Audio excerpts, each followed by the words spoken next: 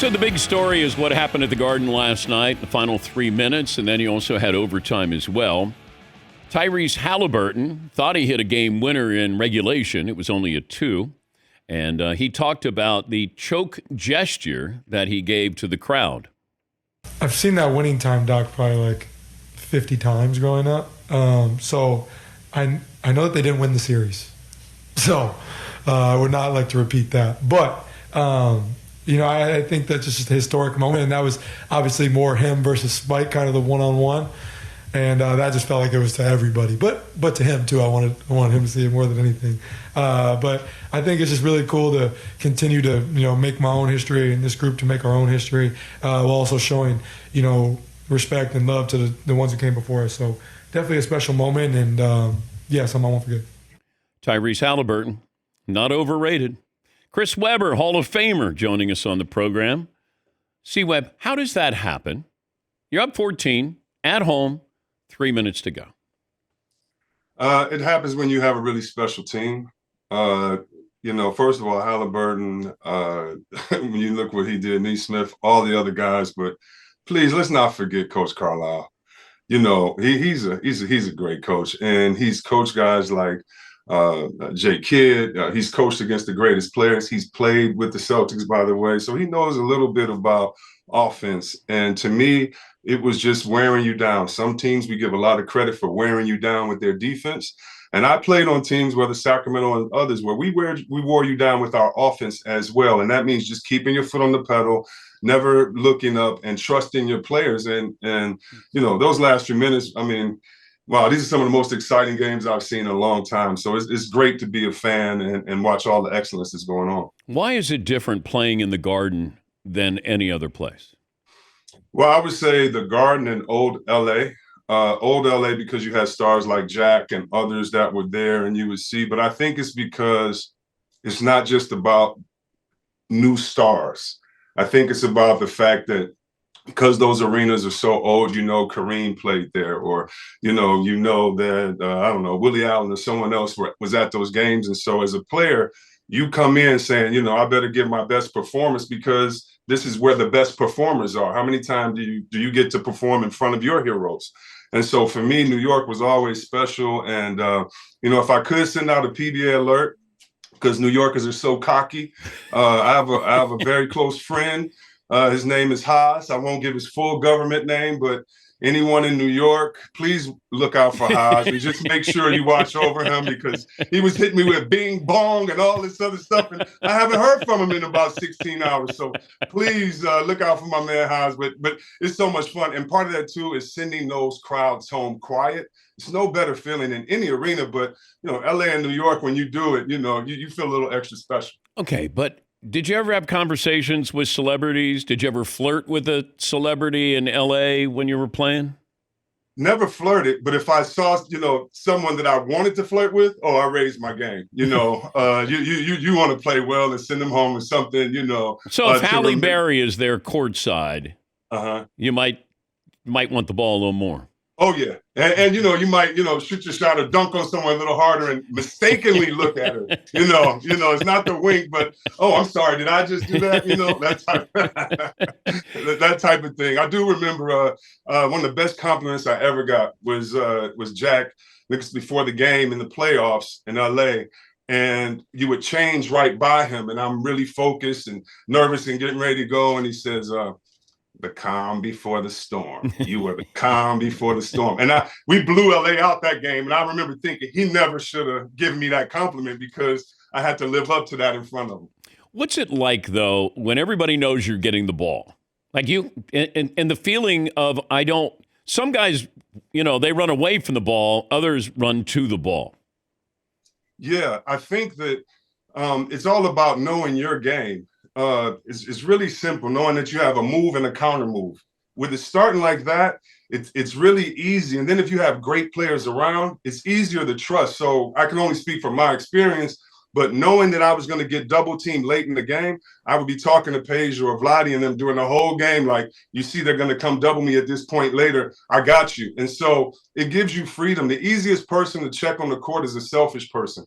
And so you have to make sure through your abilities that you keep everyone on their toes. Just look at a guy like Jokic. You know he wants the ball late in the game, but he may not shoot 7 possessions in a row, but they're going to score 7 possessions in a row. So for me, the most important thing is, yeah, can you score? But there are a lot of guys we waited to the end to double because they didn't have the acumen to pass or didn't even know where other teammates were. And so to me, it's how can you make a score happen if you're a great player late in the game? And LeBron was accused a lot for that, but he's one of the best examples, Magic as well, of being able to take a moment, find it, know that I can score, but it may be easier to loosen you up by finding a wide open JR or someone in the corner or Boobie Gibson that hurt us in Detroit to kill you a little bit better instead of being selfish. Yeah, but we give Magic a hall pass and say that's a positive. LeBron, people viewed that as a negative, that he didn't want to take the big shot in those situations. With Magic, it was like,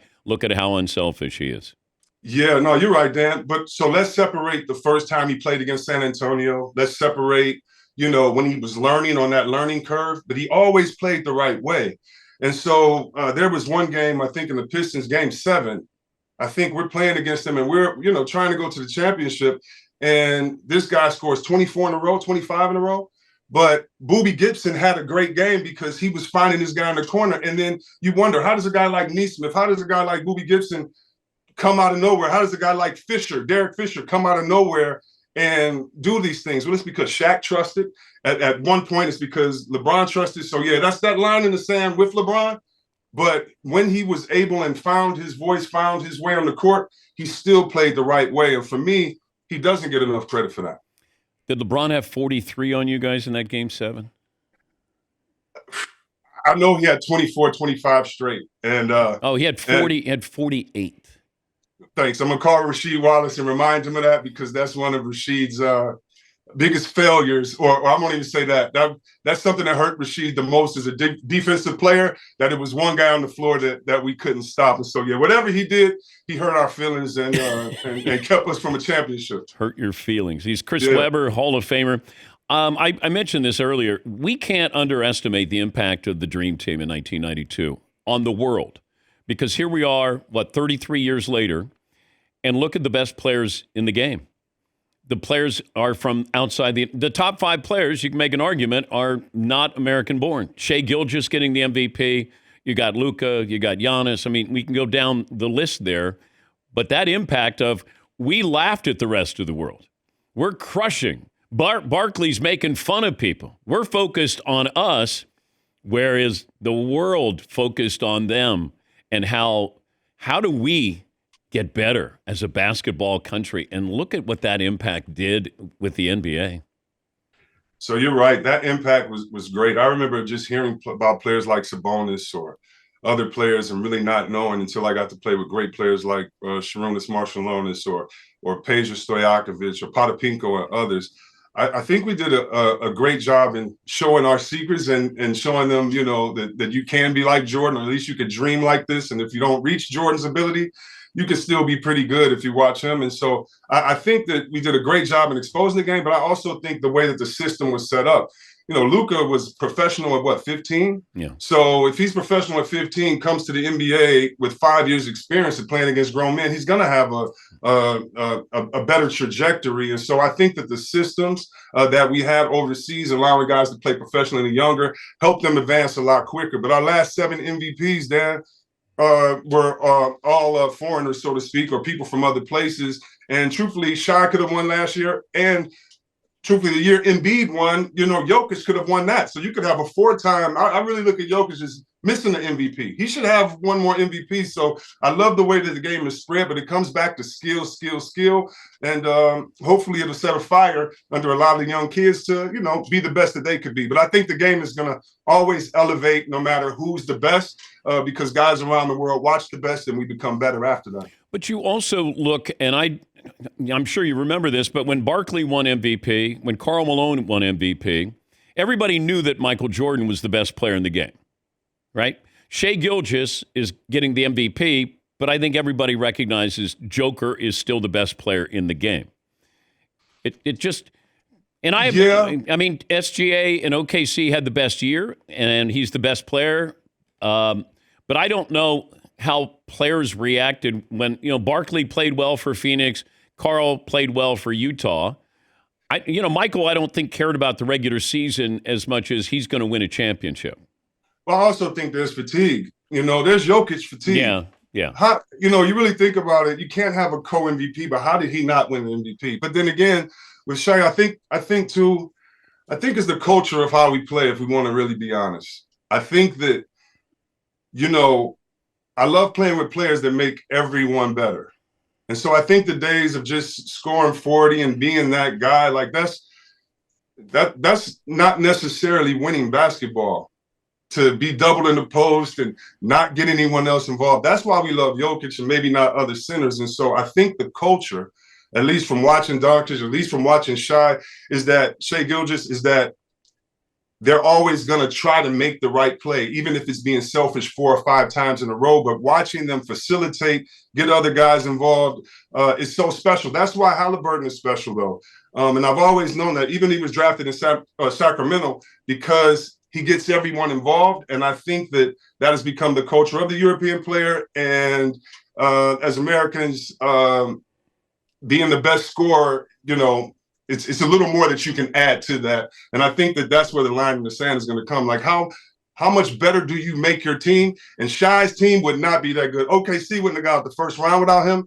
And Denver may not have made the playoffs without Jokic. And that's what I like. The distinction in the MVP argument is not that, oh, look at the stats. If we really take them away from their teams, without them even scoring, they make their teams better. And I think that shows what the most valuable player is. Not the most valuable scorer, but the most valuable teammate.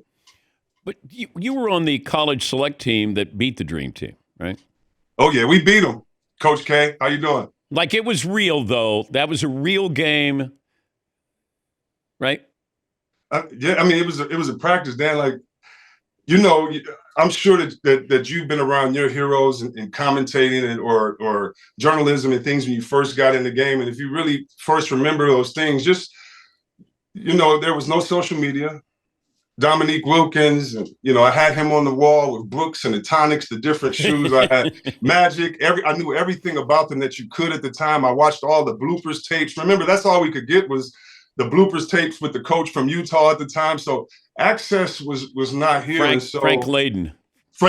And I remember being in a huddle, and I with tears in our eyes, because we're 18, 20 at this time. I just come from the championship. We were losing to Duke, and I'm playing with Bobby Hurley and Grant Hill and all my friends. And we're in the huddle like, this is a dream come true. None of us were thinking about going to the league. You know what I mean? This is if I go back to the purest of moments in sporting life, it had to be then, because it was, okay, I couldn't believe how quick Bobby Hurley was, and that it transcended onto the court against Magic, where he's taking Magic and Stockton. Like, we didn't believe in ourselves like this. These were just our heroes. Barkley was my favorite player. So to go against Barkley and Patrick Ewing and a dunk on him, that was like the biggest thing in the call home. And so we really played the hardest that we could. We caught them sleeping. And Chuck Daly, being from Detroit, I had a great relationship with him. And I remember him patting us on the back like, good job. And, as a good coach, you want to use different things to incentivize your team. And we beat them. And for them to say, last point, it's so infuriating to hear them say, well, Jordan sat on the bench. Jordan could have sat on the bench the whole scrimmage. And you're saying we still beat the all-star team? Well, we'll take that. And so I think any excuse for them is not giving the credit of how great they were. And any great team knows you can get caught slipping one day. We caught them slipping. And the next day, I do not remember us scoring one basket. That's how much they wanted to pay us back. So if they didn't beat us, then they wouldn't have been that mad that next day, because they kicked our ass. Who was it? Was it Rodney Rogers? Rodney Rogers. I don't know why he kept talking. He was just always talking. His country guy is so strong.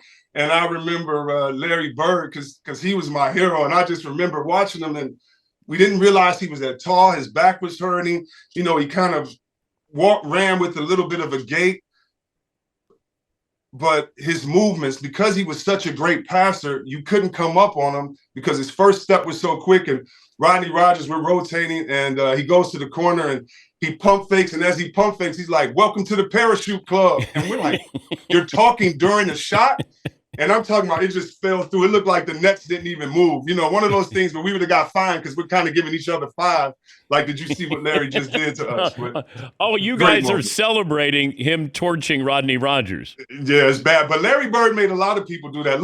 Go look on YouTube against the Hawks game when he's calling shots with his left hand. That whole bench should have got fined because they're giving each other five. They did get fined. Oh, good, because that's bad precedent. I mean, I would have gone to the locker room and tried to fight my teammates like, it's nothing I could do, and you guys are cheering them on. Wait, you never did that when you played against Jordan, or you're on the bench and Jordan did something, and you like turned to your guys and said, "Oh my God, give me five." No, I put my shirt over or something like that, and act like it. Let them know later. One time, Jordan, we were in the playoffs. Jordan parks his Ferrari inside the building, which you shouldn't be able to do. He's smoking a cigar before the game, which, I mean, you can do whatever you want. And we're the lowly Bullets. And Juwan and I are getting off the bus. And Juwan's very close with him. And he's like, Juwan, who's guarding me tonight? And Calbert Chaney was behind us. And we both looked and did like that. And that was the one time I cringed about how I left a teammate hanging because Jordan had 55 on us that night and beat us. Yeah. Poor Calbert Chaney. Yeah, poor Calbert. He's the man, though. But yeah, as you're dealing with Jordan and Kobe, you're gonna have to take some L's, man. Yeah, but there was that same like tenseness that like, or they probably were like, okay, who's going to take a beating? Tell me. And then you guys are like pointing at Calbert Chaney there. That's exactly what it was. We left him hanging down like that. As a teammate and a captain, that's the one thing I cringe at. Like, because we both were like, hey, this guy, leave us alone. But Kobe didn't do that. No, Kobe didn't do that, but I had a teammate and now a coach in Doug Christie that very honestly, he's the man because Kobe would score shot after shot. Doug would play it correctly, hand in his face. I saw him tap Kobe on his head before and things like that. Oh, and wow. It didn't stop him. And after the game, him looking himself in the mirror like I did all I could do and he get 44 and I'm ready for tomorrow. You gotta have some big nuggets to do that and teammates that do their job knowing that it's an uphill battle. Man, it's so great playing with guys with that commitment because it makes you commit that much more. You can't tap Kobe on his forehead. On a jump shot, oh yeah, a lot of it. Oh yeah, you know how guys tap you on the elbow? Yeah, I know that. Oh yeah, on the forehead on the shot. On the forehead? Oh yeah, on the forehead. Damn, yeah. That would piss me off. Yeah, a little Lance Stevenson, all that stuff. Yeah, blowing in your ear. You gotta try anything. Man. You didn't do that though. No, I think against the King, I pushed and tried stuff, but it didn't work. Didn't work. Doesn't seem like Akeem would get agitated with anything. No, and you're hoping one guy, like whether he makes the shot or misses the shot, you're hoping he misses it and starts to complain, and then you've done your job because at least he's thinking about something else while trying to destroy you. I can't imagine somebody tapping Michael Jordan on the head. Even Kobe, I can't imagine that. I want to, you know what? I couldn't either, but I played with some guys that I think would, like a Vernon Maxwell. Oh, yes.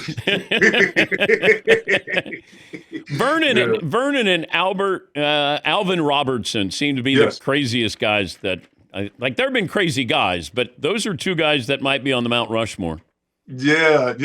And you know what? You're so right. And what's so great about guys like that, I think people think that, and I'm sure Draymond must do this, but I think people think that they're a distraction. And really what it is comfort because we needed what Vernon Maxwell had in Sacramento our first year.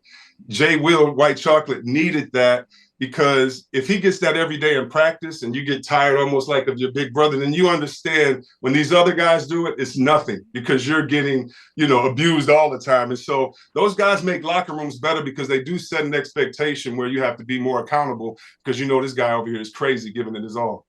Always great to catch up with you. Thank you, Chris. You too. Thank you. Looking forward to seeing you in Adam Sandler's movie, baby. Thank you, bud. That's C. Webb, Hall of Famer. And the first overall pick by the Magic back in the 1993 NBA draft. Take a break. If you're watching on Peacock, it is a Meet Thursday. Come out to the Traeger Hood with us. Back after this.